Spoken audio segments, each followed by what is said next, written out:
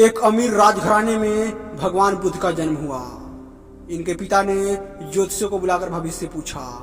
उन्होंने कहा, या तो यह सम्राट होगा या तो यह साधु होगा। एक तरह से देखा जाए तो सच्चा सम्राट के भीतर साधु ही होता है। जब ज्योतिषियों की भविष्यवाणी राजा ने सुनी तो वे घबरा गए कि मेरा बेटा साधु हो जाए, ऐसा ठीक नहीं है।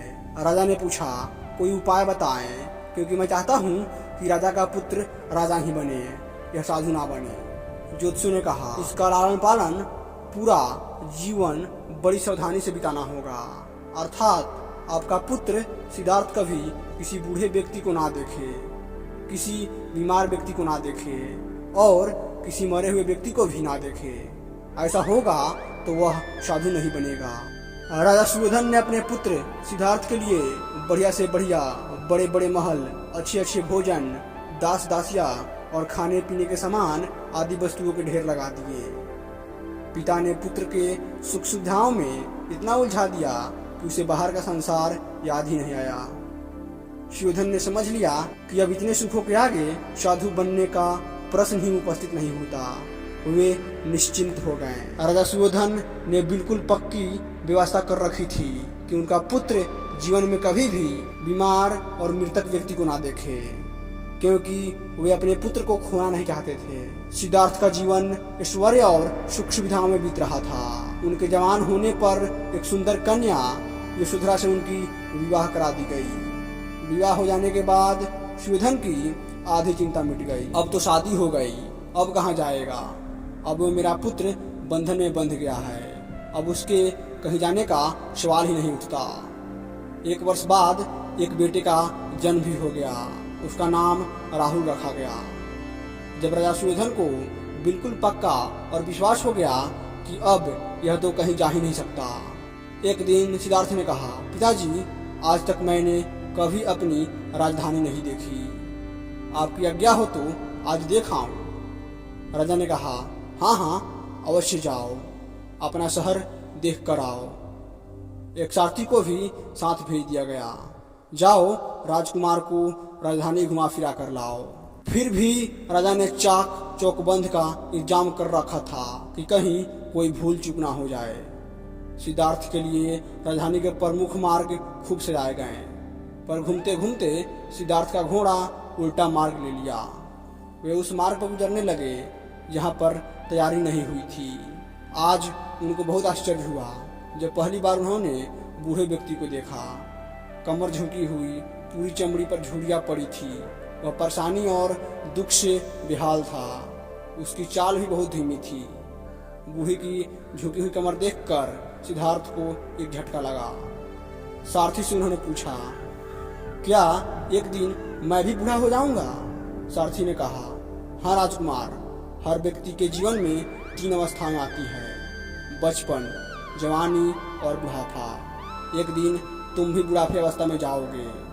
हे राजकुमार, यह संसार का नियम है, चाहे गरीब हो या अमीर, सबका शरीर शिथिल अर्थात बूढ़ा हो ही जाता है। राजकुमार सोचने पड़ गया। सारथी ने रथ आगे बढ़ाया तो कुछ दूरी पर एक बीमार व्यक्ति मिला जो रोगों से घिरा हुआ था। उस पीड़ित व्यक्ति को देखकर राजकुमार के मन बहुत दुखी हुआ।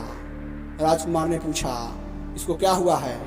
सारथी ने कहा, यह व्यक्ति बीमार है, इसलिए कराह रहा है। इस संसार में दुख और सुख दोनों हैं। यह अपने अपने भाग की बात है कि कोई दुखी है और कोई सुखी है। बुद्ध बोले, क्या मैं भी कभी बीमार और दुखी हो सकता हूँ? सारथी ने कहा, आप यह विचार अभी छोड़ दे, समय बड़ा बल्लेबान होता है। ये तो सारी बातें कर्मों पर निर्भर करती है। चाहे राजा हो या रंक, सुख दुख सब पर आते हैं। अगर शरीर में कोई रोग आना है तो वह आएगा। यह सब सुनकर राजकुमार सोच में पड़ गया। सारथी ने रथ को कुछ और आगे बढ़ाया। सामने से 4 कंधे के ऊपर एक अर्थी जाते हुए देखा। राजकुमार ने ऐसा पहली बार देखा था। उसने सारथी से पूछा, यह क्या है? यह आदमी मर गया है, यह मुर्दा है। जो व्यक्ति मर जाता है उसे बांधकर शमशान की भूमि में ले जाया जाता है, फिर वहां उसे जला दिया जाता है। राजकुमार ने कहा, क्या सबको मरना पड़ता है? सारथी ने कहा, हाँ सबको मरना पड़ता है। यह मृत्यु लोक है। जो जन्म लेता है उसे कभी न कभी अवश्य ही मरना पड़ता है। तो इसका मतलब क्या हुआ? ठीक उसी तरह एक दिन मुझे ही मरना होगा।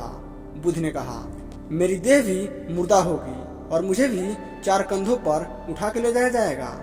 मुझको भी ऐसे ही रस्सियों से बांधा जाएगा। मेरे आगे पीछे भी घर के सदस्य रोएंगे, तड़पेंगे और जिस संसार को मैंने इकट्ठा किया है वह सारा का सारा मुझे छूट जाएगा। इसका मतलब यह हुआ कि क्या एक दिन मैं भी मर जाऊंगा? क्या एक दिन यशोधरा भी मर जाएगी? क्या एक दिन मेरा बेटा राहुल भी मर जाएगा? सारथी ने कहा, हाँ राजकुमार, एक दिन मैं भी मर जाऊंगा, आप भी मरेंगे, यशोधरा भी मरेगी और राहुल भी मरेगा, क्योंकि यह सब मरने के लिए ही पैदा हुए हैं। उस रात सिद्धार्थ सो ना सके। सोचने लगे कि क्या संसार में इतना दुख है, रोग है, बुढ़ापा है, और ऐसे में मैं खा पी कर कैसे जी सकता हूँ? नहीं, ऐसा मुझसे नहीं हो सकता है। मुझे खोजना होगा उस तत्व के जो दुख, पीड़ा और सुख से रहित हो, जो भय, भ्रम और भूल के परे हो, जो आनंद से भरा हो, जिसे पाकर फिर और कुछ पाने की इच्छा ना हो। सिद्धार्थ बैराग के शिखर पर पहुंच चुके थे। बस उसी रात उन्होंने घर छोड़ दिया। सारथी से कहा कि नगर के सीमा से दूर ले चलो। नगर के बाहर पहुंचकर सारथी को लौटा दिया। फिर कई दिनों तक वन में चलते रहे और एक घने पीपल के वृक्ष के नीचे ध्यान लगाकर लीन हो गए और वहीं से भगवान बुद्ध को ज्ञान की प्राप्ति हुई और दुनिया को एक महान बुद्ध की प्राप्ति हुआ।